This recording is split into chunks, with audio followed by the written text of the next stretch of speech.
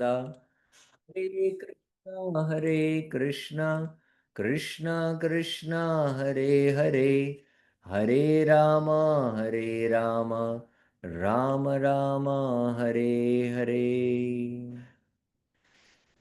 Hare Krishna. Welcome to the Madhurya Kadambini discussions. Back again. Again, we'll recite the Mangalacharan 2 verses and then begin our discussion. Ridva Nava Bhaktishasya Vitate Sanjeevani Swagama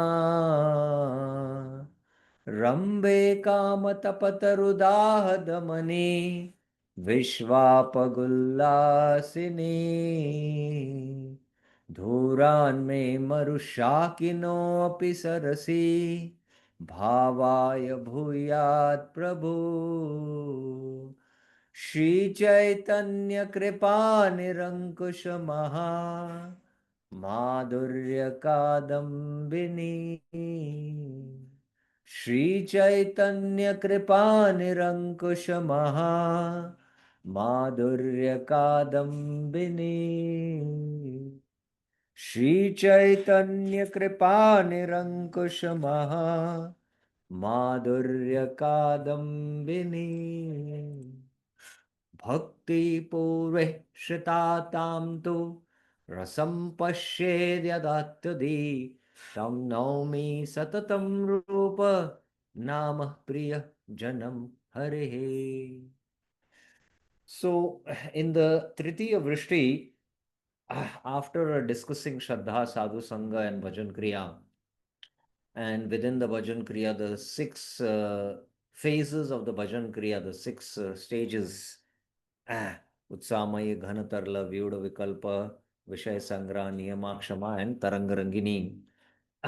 In the Tritiya Amrita Vrishti, the discussion of the four anarthas, because with the bhajan, the anarthas start getting destroyed. So, anarth nivritti is going to be discussed. So, the anarth nivritti we saw in the last class that what is the meaning of anartha and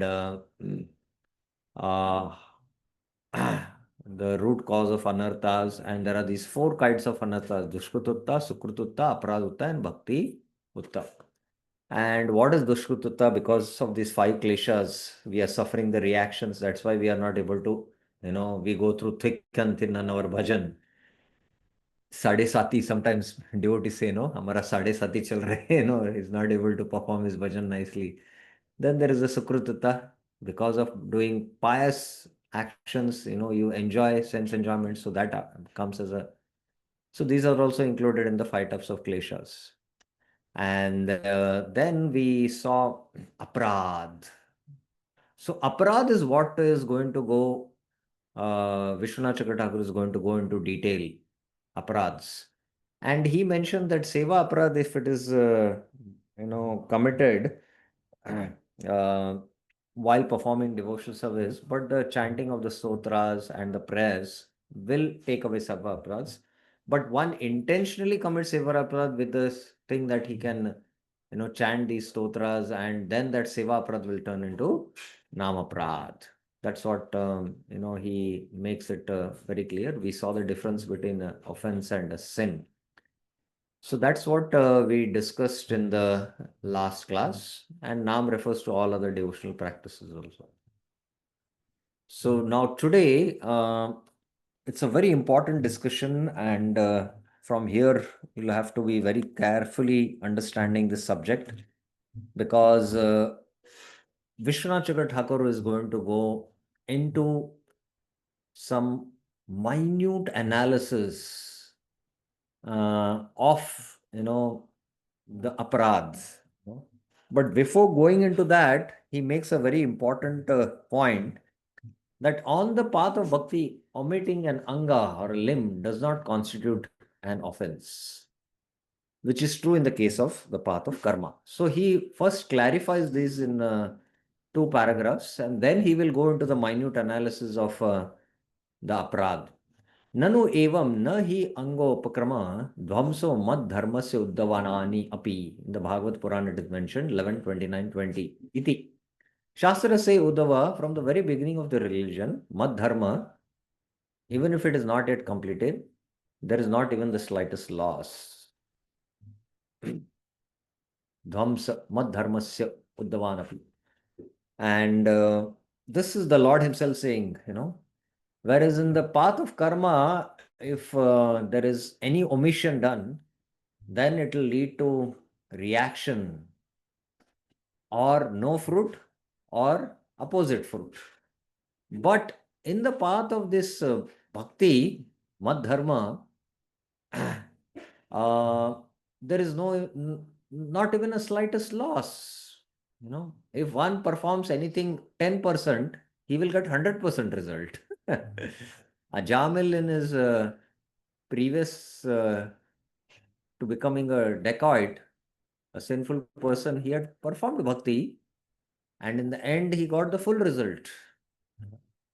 And he quotes another one, Visheshato darsharno yam japamantrena siddha iti adi vakya balena tat anganam anushtanam vaikhalyadvapi na avaikalapi va jate nam aprada prasijjate. Simply chanting the 10-syllable mantra gives perfection. Visheshato dasharno yam japamantrena siddhada. On the strength of these verses, Idi Adi Vakya Balena, someone may ask whether non performance or improper performance of devotional parts produces Namaprad or not. Tad Anganam Anushtanam Vaikalya Adapi Va Jate Namaprad Prasijjate. So, he has previously thought out this point that seva aprads are not considered nam aprads because we chant the stotras and all. But if while doing the seva, if we have this buddhi that anyway I'll neglectfully do the seva and ultimately I'll chant the sutras and become free from that offense, then that seva aprad will be the seventh offense, namo baladi yasya papa buddhi. So now he is clarifying that within this path of bhakti, there is no loss. Even if he begins and does something, there's no loss. And one can attain perfection by chanting. So, based on these verses, Itya Adi Vakya Balena, he is asking a question whether performance or improper performance of devotional parts produces namaprad or not. So, this is one thing. Maivam. Maivam means no. The answer is no. In the verse, one who commits sin on the strength of the holy name, the word papa buddhi means the intentional committing of sins. Namno balad yasyeti atra pape buddhis chikirshadi. In the path of karma, imperfect performance of karma is condoned. But on the devotional path, performance of any devotional part is neither condemned nor is there a possibility on any offense. तदेव ही पाप यत्र सति निंदा प्राश्चिद आदि श्रवणम न च कर्म मार्ग इव भक्ति मार्गे पि अंग वैकल्यादो वापि निंदा श्रवणम इति तत्र अपराध शंका. So this is what he is clarifying more in detail about aparad. Sometimes devotees have a misconception that if they are performing some devotional anga and there is mistake, oh, it is an offense, they think. But that now he is clarifying, and let's try to clearly understand this subject. And then I will ask for the questions. First, let us go into detail. So we read this, Nano evam nahi angopakrama dvamsho mad dharmasya uddavanyapi Bhagavat. Shastra says Uddhava, from the very beginning of this religion, even if it is not yet completed, there is not even the slightest loss. So this is the entire verse. नहि अंगोपक्रमे ध्वंसः उद्दवान्यपि मया व्यवस्थित सम्यन् निर्गुणत्वाद अनाश्निश. My dear Uddhava, Anga means very affectionately he is addressing. Because I have personally established this, Maya Vyavasthita Samyak. This process of devotional service unto me, Mad Dharmasya, is transcendental and free from any material motivation. Nirgunatvad anashnisha. Certainly, devotee never suffers even the slightest loss. Nahi anu api dhamsa by adopting this process. Mad dharmasya upakrame. A devotee never suffers even the slightest loss because he has performed this bhakti. He will never lose that. So, this is a very important verse he's quoting to establish this point. Now he is going to clarify. And then he quotes another verse Visheshato Dasharno Yam Japa Mantrina Siddhadha. Elsewhere it is said simply chanting the 10 syllable method gives perfection. Now, on the strength of these verses, someone may ask whether non performance or improper performance of devotional thought produces namaprad or not. And the answer is no. Maivam, ma evam. In this verse, one who commits sin on the strength of the holy name, namno baladhyasya atra papa buddhis chikitshati. Tadeva hi papam yatra sati ninda praschitadi shravan. The word papa buddhi means the intentional committing of sins. Acts that are condemned by the scriptures and that require atonement are known as sins. So, what is sin? Acts which are condemned by the scriptures and that require atonement. That is known as sin. So, he is making it very clear now. In the path of karma, imperfect performance of karma is condemned. But on the devotional path, imperfect performance of any devotional activity, part, or is neither condemned, imperfect performance is neither condemned nor is there is any possibility of any offense. So this has to be clearly understood. Now, to understand this, let's go into a little detail. It has been explained that aparadh is a powerful obstacle to devotional worship and that committing sins on the strength of chanting the holy name is a terrible offense to the chanting of the holy name. So the sin you commit and you use the holy name to eradicate that sin will turn into aparadh. So it's a terrible offense. It's a mahat aparadh. So aparadh is the main obstacle in the path of pure devotional service. Nothing else. Doubts about this are now addressed. In the Bhagavad, which we quoted now, Yad hi angopakrama dhamsho mad dharma siddhyanti. Now, the Bhagavad Dharma has such a wonderful effect that if someone even begins practicing it and is unable to complete it, then also there is not the slightest loss. Where in the Gita also Krishna says this? Anyone knows? Where in the Gita Krishna says this? Anyone remembers which verse you can quote?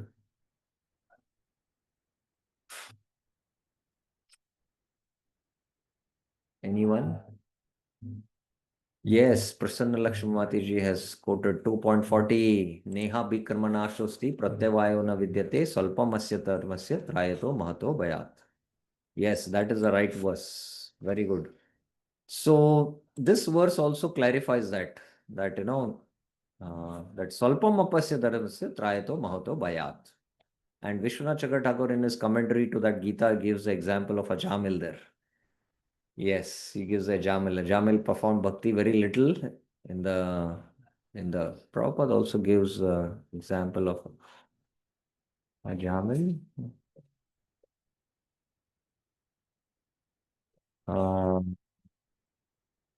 Any work begun in Krishna consciousness has permanent effect, even though not finished. There's not loss. 1% done in Krishna consciousness, but permanent result. So the next beginning will be 0.2%. So that's what Prabhupada quotes, and Vishwanath Chakra also quotes the Ajamil Prasanga there. On the path of karma, only if the karma is done properly from beginning to end without obstacles, one can attain its fruit. So this is the difference now. So this again brings out the glory of bhakti. Otherwise, it becomes useless. Bhakti or dharma marg is not like. I think somehow it does not like the path of karma. Somehow, okay. Not like the path of karma. It never becomes fruitless even though improperly done or left incomplete. Now, this is very important. Improperly done or left incomplete. Bhakti is transcendental and it can never be destroyed. It can never be destroyed. Example is, for example, a gold piece lying in a heap of garbage for a long time never decomposes, though in the due course of time, the garbage decomposes. The gold is all that remains. Similarly, in due course of time, one will definitely get the fruits of devotion according to one's performance of devotion after all obstacles are removed, though there may be some delay due to the obstacles of aparadh. So, this is a very, very important point that while performing devotion, one will definitely 100% get the result. One should understand that once he has begun his devotion, he will attain perfection.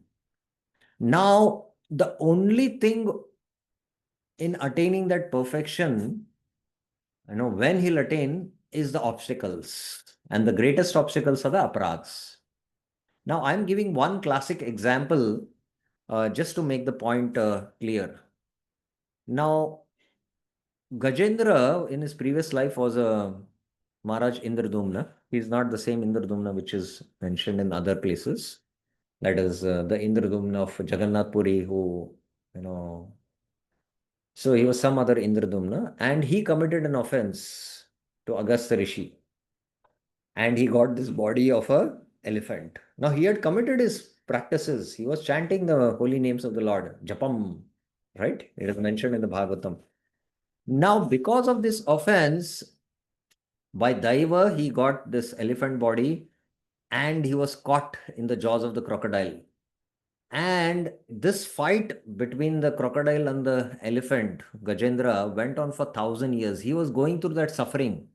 So, all those 1,000 years of fight and the suffering he was going through, battling, where he was exhausting the reactions of his, aparadhs.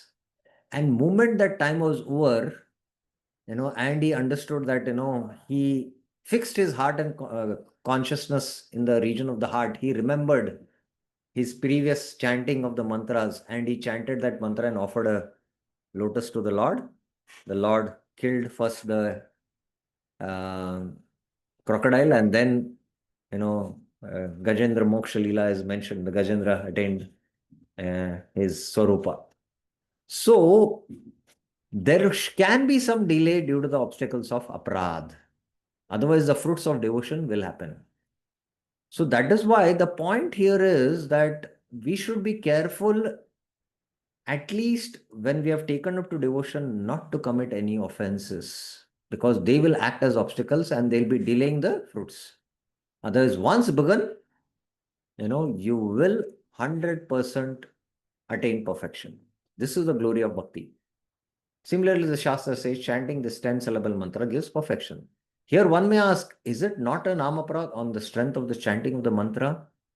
When there is a lack of completion or an obstacle in devotional practice, that japa of the mantra will still grant perfection. Even there is lack of completion or there is obstacle, it will still grant perfection. Since here the chanting of the holy name is dependent upon the final perfection, isn't it an offense to the chanting of the holy name to just chant and leave the rest of one's bhajan incomplete? The answer is no.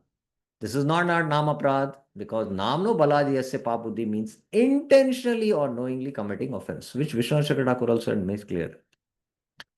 If someone knowingly commits innumerable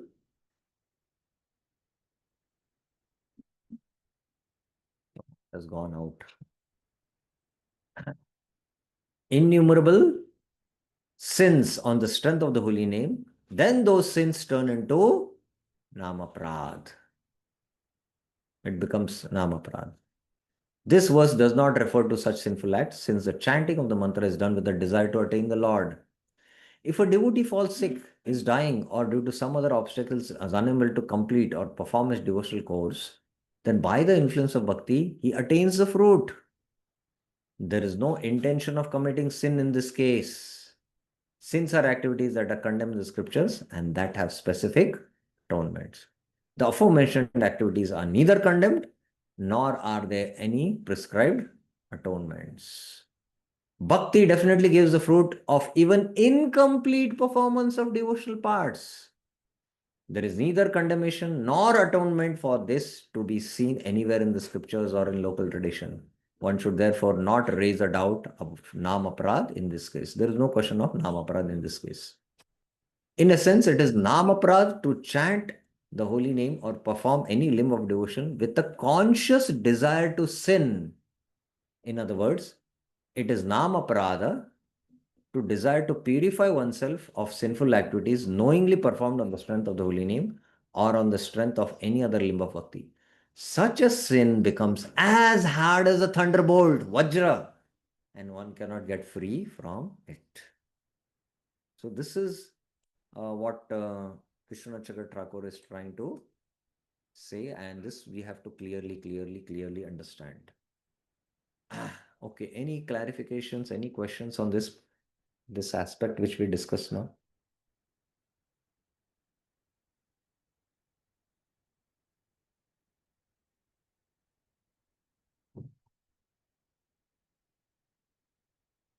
Yes, Bir Krishnaji.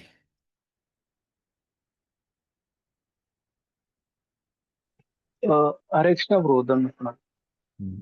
So there was mentioned that 10 syllable mantra. What is that mantra? This is The Brodhan. 10 syllable mantra, the Gopal mantra, or all the mantras which are there, na? Which we chant part of the Gayatri, Okay. that is being referred. Right? It is not given along with Harinam mantra. No, no. Okay. Okay. So, is this point very clear that bhakti, incomplete performance, uh, will still give the result fully, but while doing bhakti, if one intentionally commits sin and performs the ang of bhakti thinking that I can become free from it, then that will lead to offense and that will become a thunderbolt and obstacle. Otherwise, there are no obstacles in the path of this bhakti. So Srila Jiva Goswami mentions this path of bhakti is like a express highway. Once you start, you just drive and reach the destination like you have express highways. But in express highway, two things you have to take care. One is there are no obstacles in the highway, but you can create obstacles by committing offenses. Then it becomes a problem. And you can drive very high at a high speed also on the express highway. You're allowed to do that. And that we will now be discussing, how one can drive at a high speed and, one will be, not having.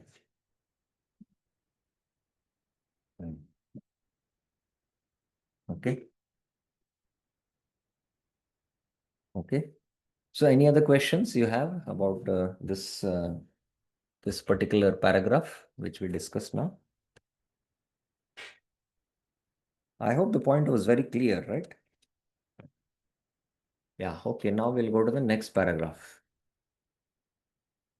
By taking shelter of Bhagavad Dharma, all obstacles are destroyed. This again, the Lord Himself makes it clear. Of course, I'll not read this entire paragraph. I'll just start Yad Uktam, here it is Srimad Bhagavate. Ye vai Bhagavata Prokta Upaya hi Atmalabdaye Anjah Pumsam Avidusham Viddi Bhagavatan Hitan Yannastayo Naro Rajan Na Pramadet Karhichit Dhavan Nimileva Netre Naskalin Na Patet Iha. The Srimad Bhagavatam 11 to 34, 35. The Navyogendras are telling me, even illiterate persons, a Vidusham, can easily come to know the supreme absolute truth. Ye ve Bhagavata Prokta Upaya. Vidhi Bhagavatan Nihatan. By adopting the process spoken by the Lord, ye ve Bhagavata Prokta Upaya hi Atmalabdhate.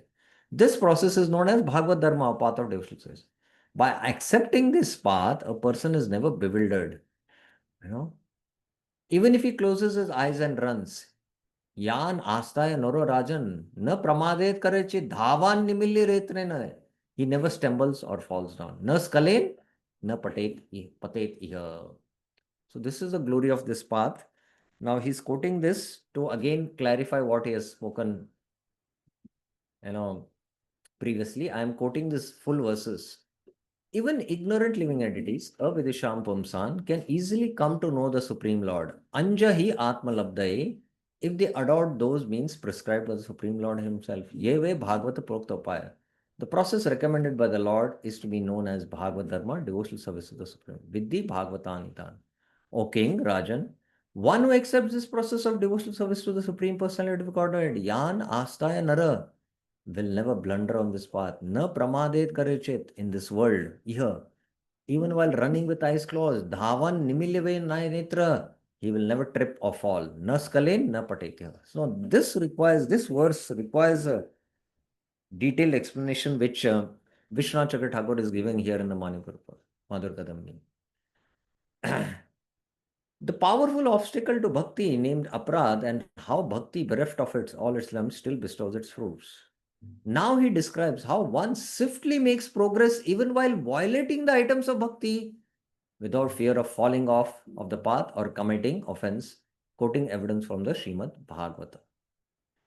So the most powerful obstacle in bhakti is aprad, and bhakti bereft of all its different limbs still bestows its fruits. You in the Ashtanga Yoga, there are 8 limbs, and one has to master yama, niyama, then go to the next asana, and then master the asanas and then go to pranayam, master the pranayam and then go to pratyahar, master pratyahar and then go to dharan, master dharan, then only can do dhyan. He cannot skip one of the limbs.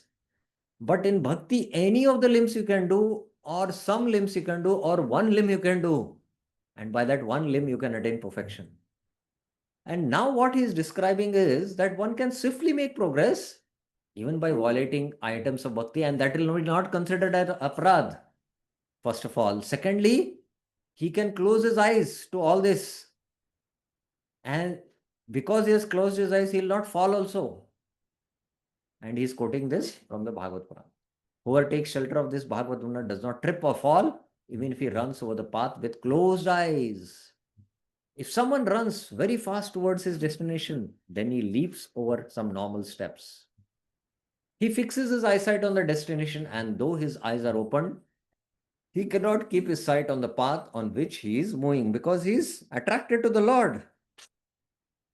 And that's why he might skip some steps, he might jump while climbing the steps to take darshan. You might take 2 3 steps and take jumps because you are very eager to have the darshan of the Lord. Similarly, by taking shelter of Bhagavad Dharma, if someone knows all the parts of devotion practices, the main parts, but is eager to reach the goal, he oversteps some secondary parts as if ignorant, then for him there is no harm, nor is he deprived of the fruits of devotion. So this is what this verse is saying. Now, Vishnu Chakra Thakur in this paragraph makes it very clear what is that dhavan nimil, he says.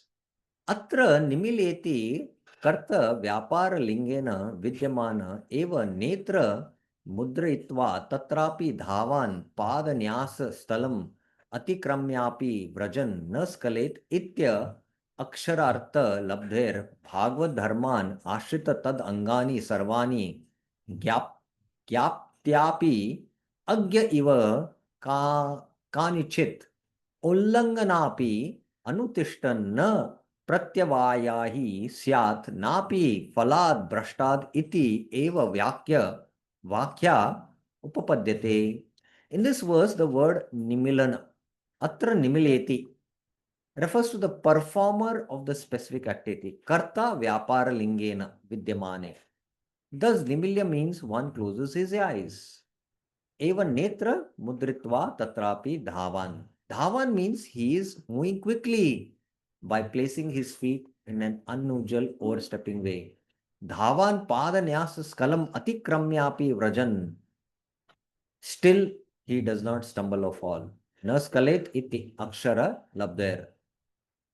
It is understood from this verse that if a person takes shelter of the devotional path, Bhagavad Dharma ashrita tad angani sarvani, but he knowingly leaves some other secondary devotional parts, though practicing the main devotional parts, tad angani sarvani gyapta agya iva kanachit ullanganapi, such as Shravan, Kirtan, Smaran, and so forth, he never fails to get the fruits of bhakti, nor is he ever faltered. Napi phala brashtat iti eva vakya upapadyate. So this is the glory of this path. Now again he further explains. Nimilanapi nama jnanam tasyapi shruti spriti vishaya iti esha tu na sanchate mukhya artha bhadyovyat. Nimilana cannot be explained as ignorant of Shruti and Smriti because it can it cannot contradict the real meaning. So here there is a footnote. Eshat Bhagavata, Esha Bhagavata Bhavartika.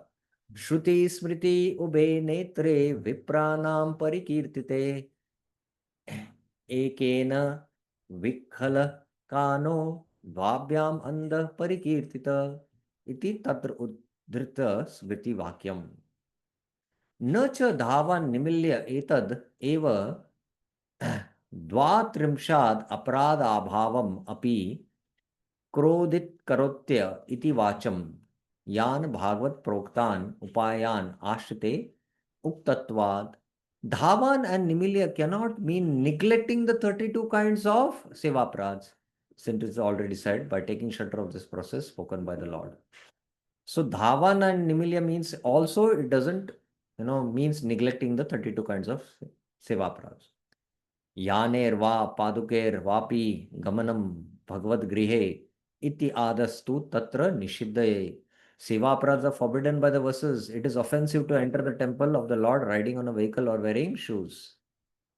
Seva pratu harer apya apradhanam yah kuryat dvipada pamsana. Hari Bhakti Vilas iti adishu shuyante eva ninda. The Shastras condemn persons who deliberately commit seva prads as a two-legged animal who commits offense at Sri Hari's lotus feet. Kimcha te namaprada prachina arvachina va yadi samyag anabhigyata prakarasu kintu tat phala lingena anumiyamana eva tada tesham namabhir एवाश्रांत प्रयुक्तेर भक्ति निष्ठायाम उत्पादमानायाम कर्मेण उपशमः. Namaprad may be committed unconsciously long before. Kimcha namaprad prachin or recently. Arvachin. Arvachin means recently. But they are inferred by their effects. Lingena anumiyat man. How you know that you have completed? Okay, you might feel that in this life of my practice of bhakti, I might have not committed any namaprad. I have been constantly nicely practicing bhakti and I have consciously not committed any namaprad. But then how can you know that you have committed namaprad in your previous lives? What is the symptom? Anyone think about it? What can be the symptom that you might have committed namaprad in the previous life? What can be the symptom? Bir Krishnaji, yes.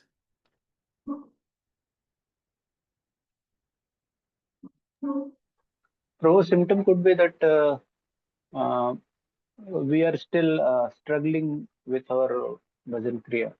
Yeah, once you start chanting the name, the manifestations, Ashta Sattvic Vikars, hairs don't stand on end, tears don't come.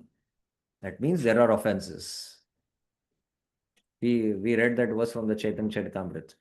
So then you have to infer that maybe the offenses are of a previous life, long ago.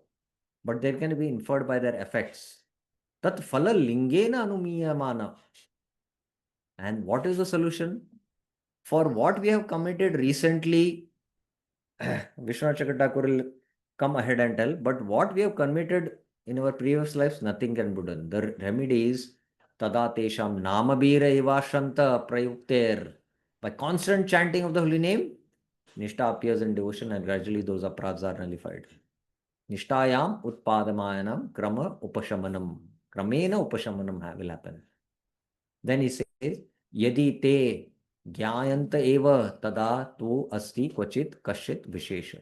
If one commits aparadh consciously, then he has to adopt specific means for their nullification. Okay, now I will uh, come to the discussion of what we have discussed up till this Dhavan Nimiletanana. Okay, and about this aparadh thing, here is the discussion now. Perhaps Namaprads were unconsciously committed either long ago or recently, but their presence is presumed by their symptoms such as slackness in devotion or attachment to objects related to Krishna.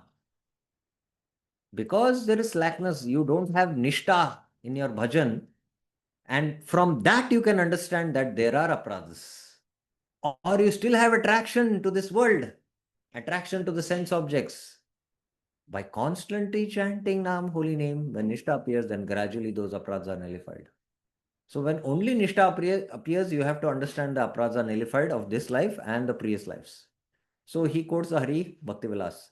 Jhate nam aparadapi pramadena kadachana sada sankirtayan nama tadeke sharano bhavet nam aparada yuktanam nameneva harantagam avishranta prayuktani tanyevarta karani cha. If somebody commits namaprad due to carelessness, then he should constantly chant the holy name, taking sole shelter of it. The holy name destroys the offenses of the persons committing namaprad. Constantly chanting the holy name gives all perfection. The effect of an offense committed unknowingly is very dangerous. If someone knowingly commits offense, then it's not very dangerous. That's why even I was surprised. But if someone knowingly commits offense, then the effects are grave, and accordingly there are special procedures to nullify them. That he will come in the next Anucheda, next paragraph, which we'll discuss. So what is the double effect of aparadh? Closing the heart to the object of our offense. Means our attraction to the Lord, reduces. Crossening of our consciousness and activating of the dormant material samskars. So we can all have this experience that, when we took up to devotion, we were quite innocent and we started chanting, and all the bad habits very immediately went away for us in our practice of the beginning years of Krishna consciousness. But after many years, we might see that, sometimes these previous habits can get activated. Dormant samsars can get activated. And that is because of the offenses committed. One is our attraction to the Lord reduces, and our attraction towards Maya can increase. And Srila Vishwanath Chakravarti Thakur mentions that previous to one taking up to practice of Krishna consciousness, if he is in some profession, say somebody is a lawyer, and he takes up to practice of Krishna consciousness, and his heart transforms and he practices Krishna consciousness, he gives up his profession and he becomes a full-time preacher. And then he commits a very grave offense. The first thing what happens is, he loses attraction to practice the angas of bhakti. He becomes disrespect of the Vaishnavas and he falls in bad association. And falling in bad association, his material samskars of his previous profession as a lawyer will get activated and he might go back to that profession. And this I have seen in one case, and that's why I'm giving this example. So this is the double effect of aparadh. And the influence on the aparadh on our consciousness, which we had recited this Arche Vishnu Shiladir. What happens? One considers the Archa Murti to be stone. Spiritual master to be an ordinary human being. Vishnurva Vaishnava Kalimala Matane Pada Tirtha Ambubudi. A Vaishnava to belong to a particular Vishnu Namni Mantra Sakala Kushale Shabda Samanya Buddhir. And the mantra of the holy name of Vishnu to be a material vibration. Vishnu Sarveshwaresha Tad Itara Samadhir Yasyatya Narakisa. He is possessed of a hellish mentality. So this is what internally in our consciousness happens. Our intelligence, which is getting purified, becomes material. And here the four means the Mukta Sangha mentioned, the Vaishnava, the spiritual master, the deity, and the holy name. All you start considering them as material. This is the effect, influence of aparadha on our consciousness. Now, in the Bhakti Sandarbha, Anuched 153, Jeev Goswami makes a minute analysis of the five effects of offenses.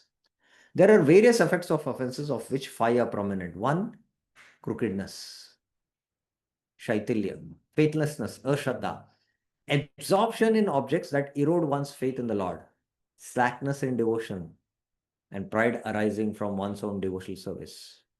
If one is unable to give up these in spite of being engaged in bhakti, rooted in the association of great devotees, one should understand that all these are effects of offenses to the name in this life and the symptoms of offenses committed in past lives as well. If one is having these five things, then even he is associating with great devotees, then you should understand that these are all because of the effect of offenses. Now we'll go into a little detail about this. And what are the five effects of offenses? Just as sadhana bhakti leads to love of Bhagavan, offenses result in indifference and ultimately aversion to bhakti. The practice of sadhana bhakti helps us to develop simplicity, whereas offenses make us shaitil, crookedness. Crookedness is opposite of simplicity. Strengthen the faith by giving experience. Bhakti para ish anubhava can happen. But what happens? There is faithlessness. Array, whatever is said in the Shastra, one name can destroy all sins. Maybe it is an exaggeration. We'll get faithlessness. And awakens taste and inspires complete absorption in Bhagwan. Whereas offenses, absorption in objects that erodes one's faith in the Lord. And then gives enthusiasm to perform bhakti. You're very highly enthusiastic to perform bhakti. Whereas offenses, slackness in devotion is there and makes one humble. Whereas there is pride arising from one's devotional service. You boast about your own uh, devotional services, that I'm doing so much preaching, I've cultivated so many devotees, all that. Offenses just do the opposite. So there there are various effects of offenses, of which five are prominent, which we have already mentioned. One is kautilyam, ashraddha, and Bhagavan Nishta Chavakastu Antar Abhinivesh, and Bhakti Shaitilyam. You become dhila in bhakti. And Swabhakti Adi Krit Manitvam. One's own devotion, one is Manitvam. You have a lot of man for that, pride, in being very advanced in devotional service. You think you are very advanced actually, but you are not advanced. But you think like that. That is what offenses make you to do. Now, in the Kapil Dev Shiksha, especially in chapter 29, Kapil Dev, after Devhuti asks to define now bhakti, Kapil Dev first defines that bhakti has various kinds. There is satviki, rajasiki, tamasiki. So the mixed devotion he first describes, and then he describes Shuddha Bhakti, which is called as Nirguna Bhakti, and their symptoms. And after that, he describes sadhana bhakti, and sadhana bhakti should lead to sadhya bhakti. But why sadhana bhakti doesn't lead to sadhya bhakti? There he goes into a detail that it is because of offenses. And he discusses about offenses. If we are practicing sadhana bhakti, it should quickly lead to sadhya bhakti. But if it is not leading to sadhya bhakti, then you have to understand it is because of offenses. And what are those offenses? Kapil Dev speaks in 4 verses there. What is it? Aham sarveshu bhuteshu bhutatma avastita sada tam avagyahamam martya kurute archa vidambanam. I, aham, the soul of all beings, sarveshu bhuteshu. Bhutatma. Am always situated in all beings. Avastita sada. So Kapil Dev is saying, I am in all living beings and I am situated in all living beings. He who disrespects me, tam avagya, in all living beings performs fall worship of my deity form. Ma martya kurute archa vidambanam. So that is archa vigra worship is. So generally the Kanishtas only, show a lot of respect and adar to the deity, but not to the Vaishnavas. That is the Kanishta mentality. But the Lord is a moving deity in the heart of every person. So we have to more take care of, giving respect to the Lord in the heart of all living beings. When we don't offer respects, then we commit offense. And this is the offense which acts as obstacle. However, now Vishnu Chakra in the commentary, he says, however, in such bhakti, offense create restriction. Offense generally stems from disrespect to great devotees. Though such devotees are difficult to see, many exist. In order to avoid offenses to them, one should pay respect to all living entities, thinking that the Lord is present in all of them. Without doing so, even worshipping the deity forms of the Lord will not give any results. Since he is the Supreme Lord, Kapila then speaks in 6 verses somewhat angrily out of affection to benefit his devotee who does not respect all living beings. In these verses, disrespect, disregard, hatred, and criticism are forbidden. So even when you disrespect any living being, then that is also papa. But when you disrespect a Vaishnava, then it becomes aparad. Hanti nindanti dveshti Vaishnavanam na bidantati krudyoyati no harsham darshanam patana nishat. It is mentioned in the Skanda Puran, this verse. Disrespecting a devotee, na abhinandanti, disregard, hatred, and criticism. Now, these 4 things, tatra avigya, upeksha, dvesha, ninda. So, there are 4 kinds of maliks. One is avagya, then there is upeksha, then there is desha, and there is ninda. And the gravity increases, you can see from this. So, 4 results: pretension, crookedness, hypocrisy, offensive nature, strengthen. And then first you do avagya, you know, of that devotee, you know. So this is, oh, Prabhuji, you're such a nice devotee, but you at heart don't respect him. This is hypocrisy, you know. And then that leads to what? Upeksha, indifference to the Lord, grossing of one's intelligence and vision. The vision becomes gross. And then there is dvesh, loss of peace, internal distance, anxiety, and fear. And then there is active displeasure of the Lord by doing ninda. So this is how the 4 stages are. So now in the next text, he is going to come about this Vaishnav Ninda, which is the first of the offenses which he will be discussing. So this is what Dhavan Nimilletin, So here Dhavan Nimilletrena, I did not go into the detailed explanation. What it means basically is that when one has attraction to the Lord, he is running towards the Lord, you know, and he might overstep, and that's why he might not, you know, uh, perform the secondary, some of the limbs of bhakti, but still he will get results. So that is what Dhavan Nimilletrana means, but still, and then another understanding also, which I, you know, uh, that it's not that then dhavan nimilletena means he's running, so he'll commit seva aparadhs. No, if he commits seva aparadh, then it will be, you know he'll be considered as a two-legged animal. So that's what he said, and I went into a lot into this nam aparadh lingena.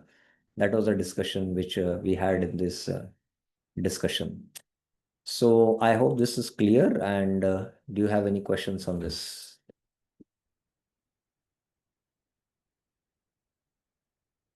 2 hands have been raised. Sri Lalita Sumukhi Mataji. Another Hare point I Krishna just Prabhu. want to mention, somebody who has developed rag and attraction for the Lord, he might neglect some of the practices of Vaidhi, but it doesn't mean that he'll not attain the fruit. Because he has attraction for the Lord, for certain angas of bhakti, he might not perform certain other angas. So he's not bereft of the fruit. That is dhava nimilitrana. His eyes are closed means it's not that he's blind. He knows these Vaidhi sadhana practices which I have to do, but he somehow skips them because he's running towards the Lord. He's attracted to Rag and he might practice some of other angas and not practice some of the angas. So that's what it really means. Yeah. Yes, Mataji. Yes, Prabhuji. You said that in the previous life, if we had committed any offenses, Ashta will not think right. But now, No, if we voice is, have that, no, I one mean, minute. Hold on. Your voice is too much breaking. I'm not able to hear anything. can you hear me now? Yes. Hare Krishna. Yes. You were telling that in the previous life, if we have committed offenses, Mm. in this life we will not get that ashta satviki bhava, we will not get those feelings or whatever it is, no? Then but Mhm. when we are praying, if we get those feelings, that means we haven't committed any offenses, right? Now also we are not committing, no? No. Let me make it more clear. Basically, when we take to practice of bhakti, while practicing bhakti, there might be offenses which we have committed in this life, and there might be offenses which we have committed in the previous lives. Now, whether our bhakti, which is sadhana bhakti, is fructifying in sadhya bhakti, if sadhya bhakti is not coming, the result of sadhana bhakti is sadhya bhakti. It's not manifesting, then we can infer that it is because of offenses either in this life or in the previous life. But if you introspect and see, maybe in this life I have not committed any offenses. I have very sincerely practiced and consciously have not committed, but still sadhya bhakti is not manifesting, then you have to infer that it is because of the previous life. Now, one might experience a slight symptoms. That symptom is not actually the real symptoms. It's not the real symptoms of Shuddha Bhakti. It is just abhas bhakti, mere reflection. And one should not, come to a conclusion that because I'm just getting these symptoms now and then, you know, maybe I'm practicing, I've attained perfection or I've attained sadhya bhakti. No, the symptom of bhava bhakti is avyartha kalatvam, namagana sada ruchi, you know, Krishna Priti Vasasali. This are all very exalted 9 symptoms of bhava bhakti if you see. And we need not go into the symptoms of the Ashtasattvic vikars, but see these qualities, whether you have these qualities. Avyartha kalatvam, whether our consciousness, even for a moment, doesn't forget Krishna. That kind of attraction we have developed. Oh no, we have to see that. So that are the symptoms. And even if some devotee gets some such symptoms, these are not real symptoms. They are just abhas. They are just reflections. And one should just experiencing these abhas. These are very sacred. One should, you know, one should hold them very confidentially in the heart because they are impelling us to more take up to bhakti. But there are anarthas we have to understand because what is the symptom where there are no anarthas? When you have attained Naishtiki Bhakti. When you attain Naishtiki Bhakti, then you can understand that there are all the aparadhas are almost eliminated. And in fact, some of the Nam aparadhas, it's not Nam aparadh, Vaishnava aparadh also get eradicated only at the stage of bhava. So we will come to that when we further discuss that. I hope it is clear now, right? Yes. Yeah, Bir Krishnaji.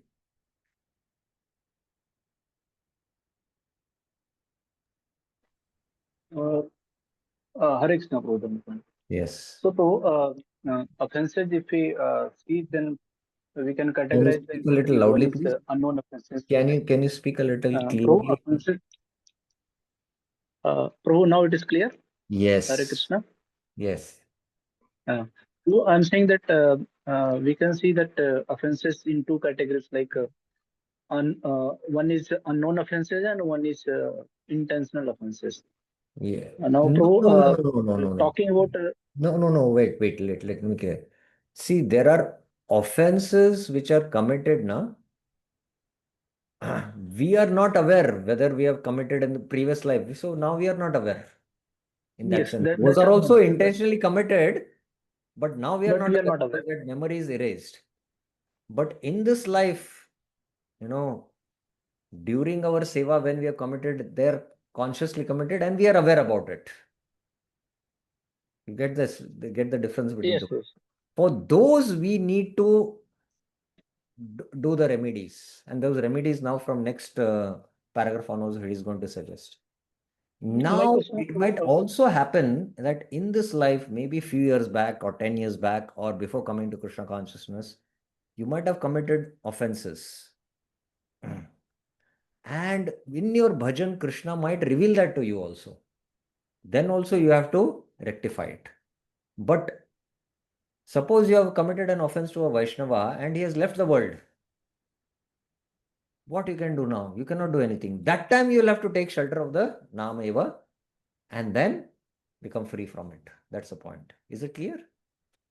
is my question was this thing, Prabhu.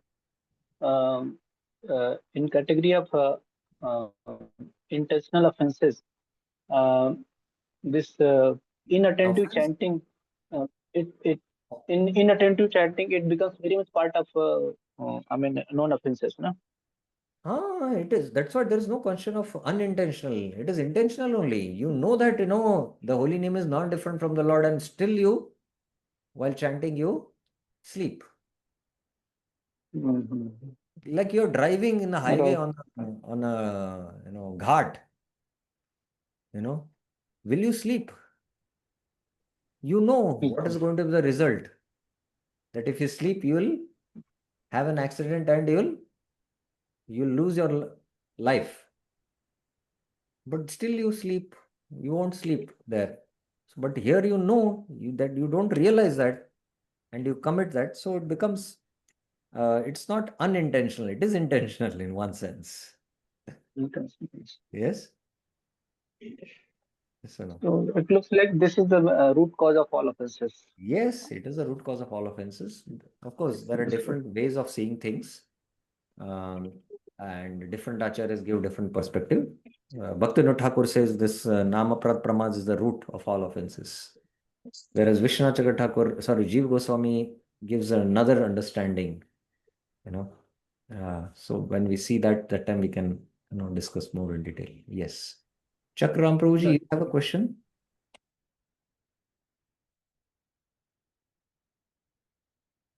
No. Okay. Vinita Mataji, you have a question. Hare Krishna Prabhuji, Dandavat Pranam. Yes. Prabhuji, I don't know if my question is valid or no, but I still feel like asking. Can you hear me, Prabhuji? I'm able to hear you. Uh, when we learned that bhakti is independent, it is not dependent on anything. It Mhm. can happen in any spur of a moment, right? Mm. Then why are there so many rules to?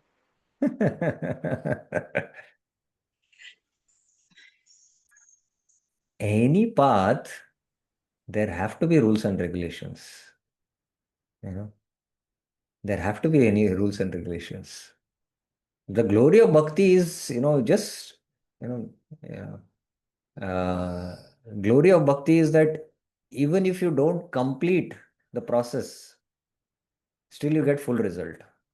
But karma is not like that. Until you 100% complete it and there is no imperfection in it, it will not give result.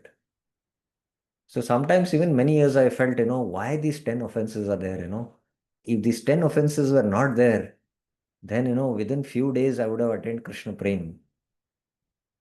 But no, there are anarthas in the heart.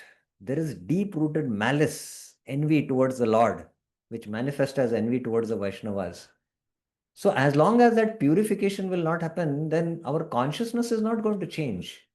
and we are not going to become Krishna conscious. And without becoming Krishna conscious, we cannot be in the spiritual consciousness or in the spiritual world.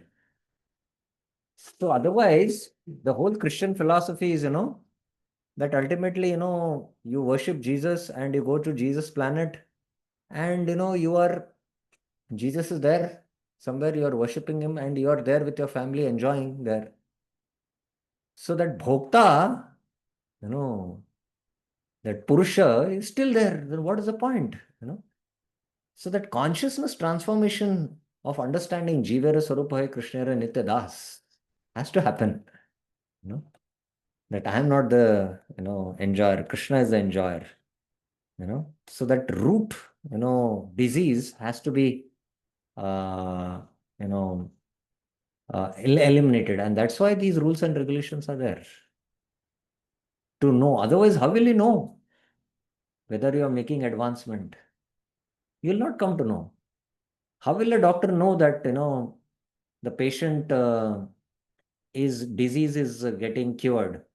When he sees that he is following the rules and regulations given by him, and he's seeing that he's following the diet, he's taking the medicine and he's following the diet, and by these he can see that the disease is getting eliminated.